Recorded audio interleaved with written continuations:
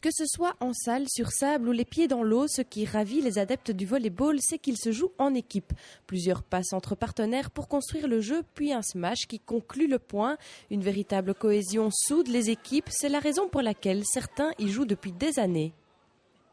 C'est un sport qui permet de jouer avec à la fois un peu de physique quand même, c'est assez intensif.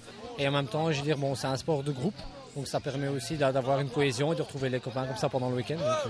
On est tous ensemble et tout. Et c'est gai. Je préfère franchement entre choisir le tennis ou le volley. Parce que le tennis, on est tout seul et tout. Je préfère vraiment le volley puisqu'on est tous ensemble et tout. Et voilà. Une équipe de 16 filles qui s'entraînent 2 fois par semaine durant 1h30, présentes pour se soutenir et se conseiller. Elles attendent déjà avec impatience la nouvelle saison. Pas tout à fait satisfaites de leurs prestations cette année, elles rêvent de remonter sur le terrain.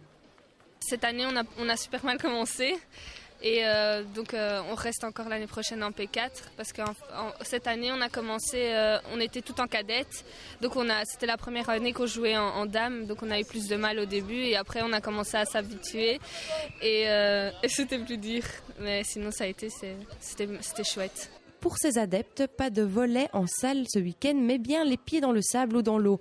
Aquavolley ou beach volley, chaque discipline a ses avantages et ses inconvénients.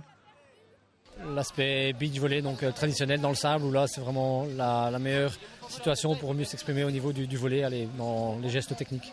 C'est différent en fait. Je trouve que l'aquavolley c'est plus chouette, mais c'est plus dur. Pourquoi ? Parce que forcément la balle, on a moins facilement l'envie de plonger dans l'eau que dans le sable en fait, donc parce que c'est froid et il fait pas très beau, donc et voilà. Un bon moyen de fêter les 40 ans de ce club familial. Outre le fait de rassembler les membres et autres passionnés, c'est aussi l'occasion de renflouer un peu les caisses. Comme vous savez, comme dans tout sport, il y a un coût effectivement, donc ça nous permet effectivement de commencer budgétairement notre saison et nous permet effectivement dans un premier temps de payer ce qu'on doit à la fédération par exemple. Le volley n'était pas le seul sport mis à l'honneur ce week-end. Football, VTT et tournois de pétanque ont également ravi les participants venus en nombre malgré le temps. Normalement on joue à la pétanque sous le soleil, là on joue sous la pluie, ça fait quoi ?